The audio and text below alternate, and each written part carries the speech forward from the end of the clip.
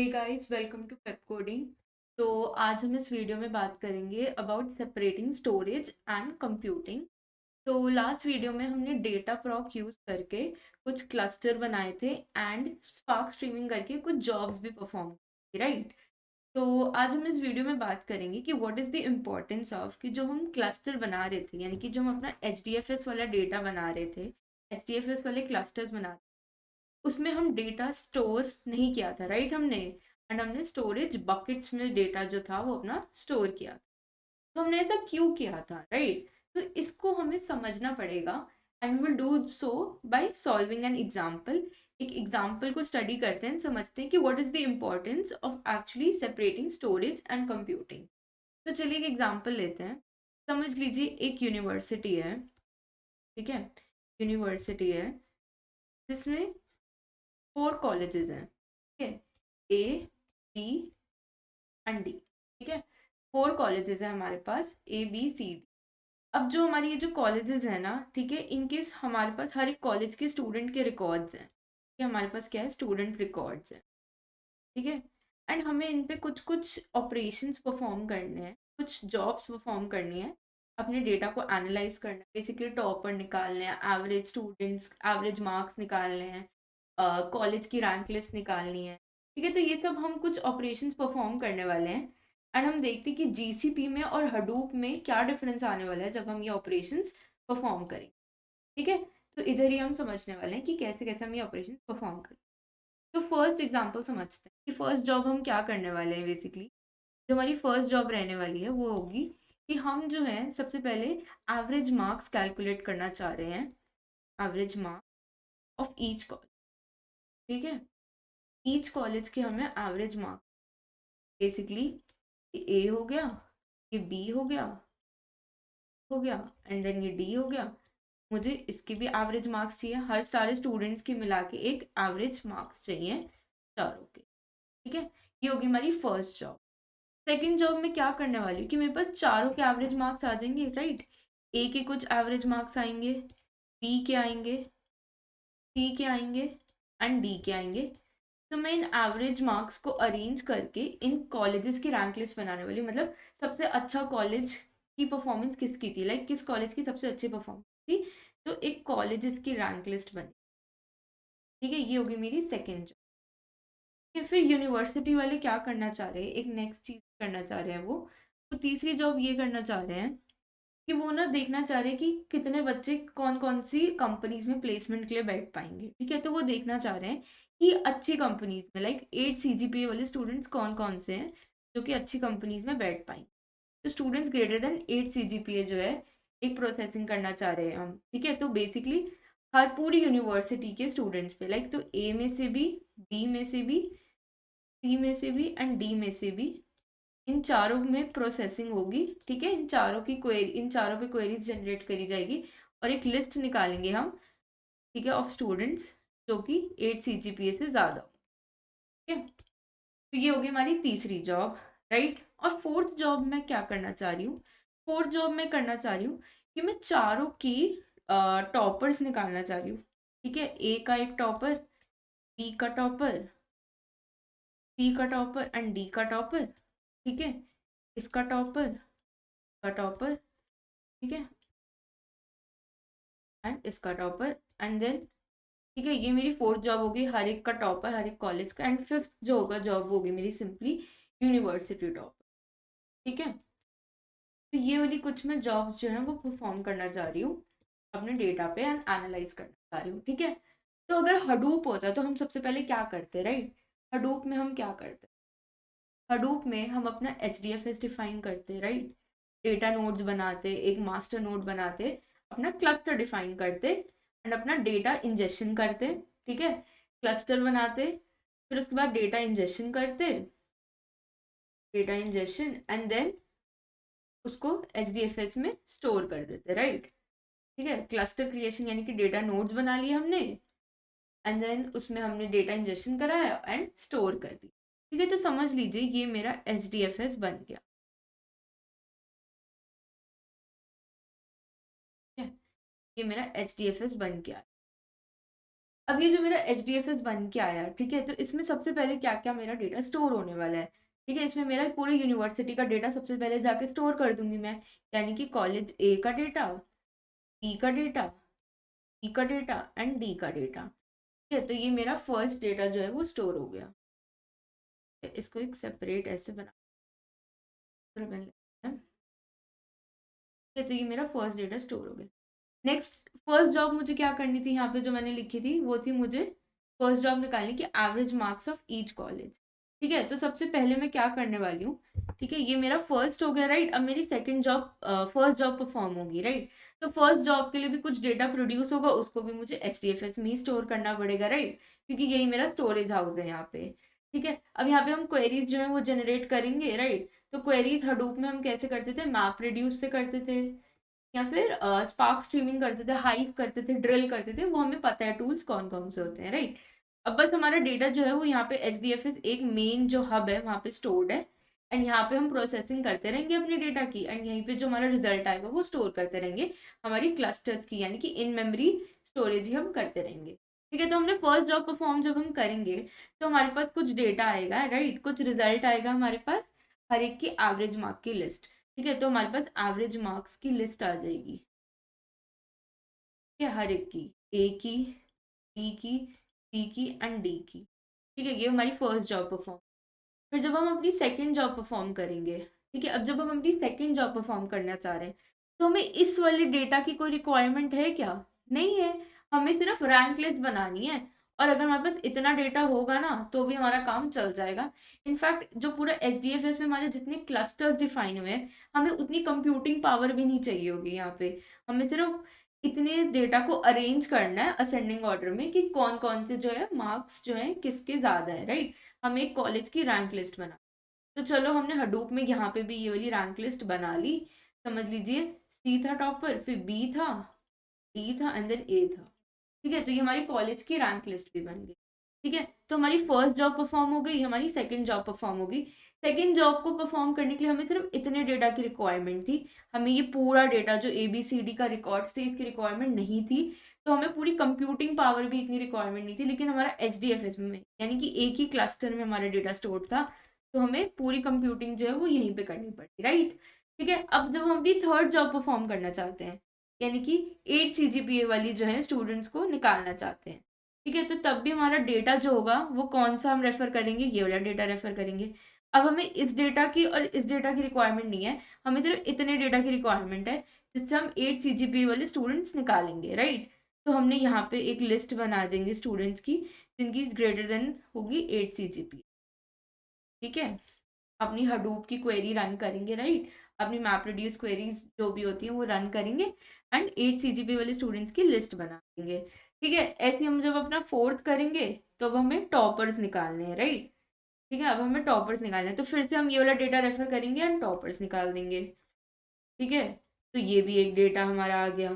उसके बाद हमें फिर से एक क्या कहते हैं कंप्यूटेशन करनी है, एंड हमें इन चारों ये जो टॉपर्स आएंगे, चार आएंगे हमारे पास, A का टॉपर, B का, C का एंड D का, एंड हमें टॉपर्स में से यूनिवर्सिटी टॉपर निकालना है। तो एक टॉपर हमें कैलकुलेट करना है, मतलब एक रिजल्ट आएगा। समझ लीजिए इधर B का जो स्टूडेंट था उसने टॉप किया, तो ये B का टॉपर का रिजल्ट हो गया कि ये होगा यूनिवर्सिटी टॉपर, ठीक है। तो ये हमारी थर्ड जॉब थी, ये हमारी फोर्थ जॉब थी, एंड ये हमारी फिफ्थ जॉब थी। अब हमने 5 जॉब्स यहाँ पे परफॉर्म करी, लेकिन जब हमने देखा फॉर एवरी जॉब हमारा जो डेटा रिक्वायरमेंट था वो डिफरेंट था, राइट। कभी इस वाले डेटा की रिक्वायरमेंट थी, कभी इस वाले डेटा की रिक्वायरमेंट थी, और इस वाले डेटा की रिक्वायरमेंट थी, ठीक है। अकॉर्डिंगली जब हम जॉब्स परफॉर्म कर, ठीक है। तो जब हम हडूप क्लस्टर बनाते हैं, यानी कि जब हम HDFS वाला क्लस्टर बनाते हैं, तो हमारा जो डेटा होता है वो हमारा सेंट्रलाइज्ड होता है, राइट। एक ही जगह पे सारा डेटा स्टोर्ड है HDFS के लिए, और यहीं पे प्रोसेसिंग हो रही है, ठीक है, यानी कि यहीं पे स्टोरेज हो रही है, एंड यहीं पे कंप्यूटेशन भी हो रही है, ठीक है। ये था हमारा हडूप का स्ट्रक्चर। बट जो हमारा GCP है, यानी कि गूगल क्लाउड प्लेटफॉर्म, ठीक है, वो हमें क्या बोलता है कि इंस्टेड ऑफ यूजिंग एक ही पूरा हमारा cluster, instead of using one centralised cluster, हम कौन से क्लस्टर्स यूज करते हैं यहाँ पे, हम करते हैं एफर्मल क्लस्टर, एफर्मल क्लस्टर। तो ये हमारे एफर्मल क्लस्टर्स बेसिकली होते क्या हैं, ठीक है, ये हमारे होते हैं छोटे छोटे क्लस्टर्स, ठीक है, जो कि होते हैं जॉब ओरिएंटेड। क्या होते हैं? Job oriented. तो आई गेस आपको समझ आया होगा इम्पोर्टेंस कि यहाँ पे हमें एक सेंट्रलाइज्ड क्लस्टर की क्यों ज़रूरत नहीं है। हमारा जो डेटा रिक्वायरमेंट्स है वो हर बार चेंज हो रही है और हर बार सेम कंप्यूटेशन पावर भी नहीं लगने वाली है, राइट? ठीक है, इन 4 एवरेज मार्क्स को अरेंज करने में और इन 4 एवरेज मार्क्स को यहाँ से निकालने के लिए जो मेरी कंप्यूटेशन पावर होने वाली है जॉब 1 और जॉब 2 के लिए वो बहुत डिफरेंट होने वाली है, राइट? लेकिन हमने क्लस्टर में कंप्यूटर्स जो हैं उतने ही डिफाइन करें, यानी कि जो हमारी वर्चुअल मशीन्स होंगी वो तो हमने उतनी ही डिफाइन करी होंगी जो हमें फर्स्ट जॉब, जो हमें मैक्सिमम जॉब रिक्वायरमेंट के लिए ज़रूरत होगी, राइट? तो फिर इससे क्या होगा कि हमारी जो क्लस्टरिंग होगी, ठीक है, उसको हमें हमेशा रनिंग कंडीशन में रखना पड़ेगा, एक तो राइट, एक तो हमें रनिंग कंडीशन में रखना पड़ेगा एंड हमें लार्ज नंबर ऑफ क्लस्टर्स जो होंगे, लार्ज नंबर ऑफ वीएम्स की जो होगी, यानी कि वर्चुअल मशीन्स की रिक्वायरमेंट होगी सारी जॉब्स को परफॉर्म करने के लिए, ठीक है, क्योंकि हम सारे जॉब्स जो है वो एक ही क्लस्टर परफॉर्म करने वाले। तो जिससे क्या होगा, हमारी जो कॉस्ट होगी वो बहुत ज़्यादा बढ़ जाएगी, टाइम भी बढ़ जाएगा हमारा टू डू द प्रोसेसिंग, क्योंकि एक ही हमारा क्लस्टर जो है वो सारी जॉब्स परफॉर्म करने वाला है। तो इंस्टेड ऑफ डूइंग दैट, जो कि हमारा HDFS का ओल्ड कॉन्सेप्ट था जो कि ये फॉलो करता था एक सेंट्रलाइज क्लस्टर वाला, हम ये ना करके हम एफर्मल क्लस्टर्स डिफाइन करते हैं, यानी कि स्मॉल क्लस्टर्स डिफाइन करते हैं, ठीक है, जो कि जॉब ओरिएंटेड होते हैं, जो कि जॉब ओरिएंटेड होते हैं एंड सिर्फ स्पेसिफिक जॉब्स परफॉर्म करते हैं। तो जैसे कि अगर हम यही सेम जॉब्स अपने क्लस्टर्स में परफॉर्म करना चाहें, यानी कि स्मॉल क्लस्टर्स यानी फॉर्मल क्लस्टर्स, तो हम एक क्लस्टर डिफाइन कर सकते हैं, क्लस्टर 1, जो कि एवरेज मार्क्स, इधर ब्लू पेन ले लेते हैं, ठीक है, तो एक हमारा क्लस्टर 1 हो गया, समझ लीजिए ये, जो कि एक जॉब परफॉर्म करेगा, यानी कि जो कि हमारी फर्स्ट जॉब परफॉर्म करेगा एवरेज मार्क्स को कैलकुलेट करने के लिए, इसको हर एक को प्रोसेस करके, ठीक है।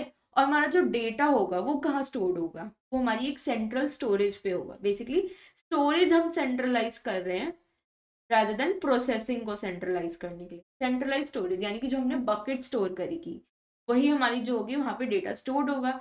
अब हमारे जो क्लस्टर्स डिफाइन होंगे, राइट, ठीक है, ठीक है, वो हम उसी हिसाब से क्लस्टर्स डिफाइन करेंगे जितनी हमें पावर चाहिए कंप्यूटेशन के लिए, ठीक है। अब इसको जो डेटा रिक्वायर होगा, जिसको ABCD वाले स्टूडेंट्स के रिकॉर्ड्स रिक्वायर्ड है, तो फिर ये जो है सेंट्रलाइज्ड वाली जो स्टोरेज है यानी बकेट से वो वाला डेटा एक्सेस करेगा एंड यहाँ पे प्रोसेसिंग कर लेगा, राइट, ठीक है। और जब इसको एवरेज मार्क्स को बस रैंक लिस्ट में बेसिकली अरेंज करना है असेंडिंग ऑर्डर में, तो ये क्या करेगा, तो इसको ये सारे पूरे डेटा की रिक्वायरमेंट नहीं है, ABCD सारे डेटा की रिक्वायरमेंट नहीं है, तो ये अपनी सेंट्रलाइज स्टोरेज पे जाएगा एंड सिर्फ उतने डेटा को उठाएगा जितनी इसको रिक्वायरमेंट है, ठीक है। और क्लस्टर्स जो हमारा नेक्स्ट डिफाइन होगा, समझ लीजिए क्लस्टर 1 था, यहाँ पे हमारा क्लस्टर 2 डिफाइन होगा जो कि सिर्फ एवरेज कैलकुलेट कर रहा होगा। तो समझ लीजिए यहाँ पे हमने 8 VMs दे दिए, ठीक है, यहाँ पे हमने 8 वर्चुअल मशीन्स दे दी और यहाँ पे हमने सिर्फ 2 वर्चुअल मशीन्स दी क्योंकि इतनी ही कंप्यूटेशन हमें रिक्वायर्ड थी एंड ये जॉब हमने परफॉर्म कर दिया एंड इस क्लस्टर को हमने क्या कर दिया, स्टॉप कर दिया, ठीक है। तो इससे हम क्या करने वाले हैं, इससे हम अपना टाइम भी बचाएंगे और कॉस्ट कटिंग भी करेंगे, ठीक है। तो इससे लिए हमारा GCP जो है वो ज़्यादा एडवांटेजेस होता है एज कम्पेयर टू हमारा HDFS हडूप जो हम क्लस्टर स्टोर करते हैं। In fact there is a saying कि हम HDFS में कभी भी डेटा स्टोर नहीं करते हैं जब हम GCP यूज़ करते हैं, बस हमारा जो है कॉस्ट भी बढ़ जाती है, टाइम भी बढ़ जाता है। और इनफैक्ट हम बहुत सारे टूल्स जो हैं, ठीक है, बहुत सारे हडूप के टूल्स एंड बहुत सारे GCP भी टूल्स प्रोवाइड करते हैं, जैसे बिग क्वेरी और सारे जितने हमारे टूल्स होते हैं हम जानते हैं उनके बारे में, है ना, वो सारे हम सेंट्रलाइज स्टोरेज पे जो है इजीली एक्सेस कर सकते हैं रादर देन अगर हम एक हडूप क्लस्टर बना दे एंड उसी पे जो है अपने टूल्स जो हैं उस पर लगाते रहे, तो वो जो है हम सारे टूल्स यूज़ नहीं कर पाते हैं। तो आई होप आपको थोड़ा समझ आया होगा कि बहुत ज़्यादा अभी मेसी हो गए, कोई बात नहीं, हम एक बार एक क्लियर लिस्ट बनाते हैं कि क्या क्या जो है हमें पॉइंट्स ध्यान में रखते हैं जब हम एफर्मल क्लस्टर यूज़ करना है। तो चलिए चलते एक लिस्ट बनाते हैं। ओके, तो ये हमारे कुछ एडवांटेजेस है ना ऑफ एफर्मल या फिर जॉब स्पेसिफिक क्लस्टर्स। तो इनको एक बार कर एक एक पॉइंट पॉइंट वाइज देखते हैं। सबसे पहला है ये easy to use and in fact इसको HCFS बोलते हैं, यानी कि हडूप कंपैटिबल फाइल सिस्टम। ये बेसिकली एक पूरा एक ही जगह जो है हमारा फाइल सिस्टम जो है वो डेटा स्टोर होता है rather then in the distributed file system, यानी कि क्लस्टर्स में डेटा स्टोर ना होके सेंट्रलाइज स्टोरेज कर दे। बकेट में। ये फास्टर देन HDFS है, ये तो हमने देख ही लिया है, क्योंकि हमारी data requirements for every job change होती है, उसके हिसाब से कंप्यूटेशन पावर भी चेंज होती है, तो इसलिए हम उसी हिसाब से अपने क्लस्टर्स जो हैं वो डिफाइन करते हैं। Helps us to use the range of Google Cloud tools. ठीक है, मैंने ये बताया ही कि हम बहुत सारे टूल्स जो हैं वो इस पे यूज कर सकते हैं, राइट। जैसे हमारा बिग क्वेरी हो गया, जो भी हमने सारे टूल्स डिस्कस करे हैं, राइट। ठीक है, तो हमें बहुत सारे range of Google Cloud tools जो है वो हमें एक्सेसिबल करा देते हैं, क्योंकि अगर हमारा डेटा जो है वो सिर्फ HDFS में ही स्टोर्ड होता तो हम सिर्फ हडूप वाले टूल्स जो हैं वही जो है उस पर अप्लाई कर सकते, रादर देन जो GCP वाले हमें टूल्स इतने सारे अवेलेबल हैं। ठीक है, तो एक ही जगह हम डेटा स्टोर कर देते हैं एंड उसी की सिर्फ एक ही जगह की कॉस्ट देते हैं, और बार बार मल्टीपल स्टोरेजेस हमें नहीं करनी पड़ती। ठीक है, उसके बाद इसलिए ये क्या होता है, लेस एक्सपेंसिव होता है, कॉस्ट कटिंग करी हमने। ठीक है, एंड हमने बहुत ज़्यादा स्पीड भी बढ़ाई बेसिकली ना। Stores data only during processing, तो हमारे प्रोसेसिंग में जो हमारी स्टोरेज चाहिए होती है, यानी जो इन मेमोरी प्रोसेसिंग के लिए हमें जो स्टोरेज चाहिए होती है, हम सिर्फ वही यूज़ करते हैं। ठीक है, तो हमारी क्लस्टर की जो कैपेसिटी है, VM की कंप्यूटेशन पावर जो है वो और स्ट्रांग हो जाती है, क्योंकि उसमें बहुत सारे ऐसे डेटा जो है वो स्टोर्ड नहीं होता है, राइट। और उसका मेमोरी प्रोसेसिंग जो है वो काफ़ी स्पीडली हो जाती है। ठीक है, देन होता है हमारा clusters can be job specific and can be shut down when not in use. ठीक है, तो ये हमारा क्या हो गया, हम गूगल क्लाउड प्लेटफॉर्म का एक फीचर हो गया कि बेसिकली हम तब वही वाले क्लस्टर्स जो होंगे हमारे जॉब स्पेसिफिक होंगे और शट डाउन कर सकते हैं जब हम उनको यूज़ नहीं कर रहे हैं, एंड जब हम उनको फिर से यूज़ करना होगा तो हम उनको टर्न ऑन। ठीक है, तो ये हो गया हमारा about formal clusters. I hope आपको समझ आया होगा। हमने ब्रीफ इंट्रोडक्शन लिया एक एग्जांपल के थ्रू कि हमें क्यों रिक्वायरमेंट है फॉर्मल क्लस्टर्स की, एंड HDFS कैसे हमारे लिए जो था वो लैक कर रहा था वो फीचर्स जो हमें फॉर्मल क्लस्टर्स में डाल सकते। So thank you for watching and thank you for your patience.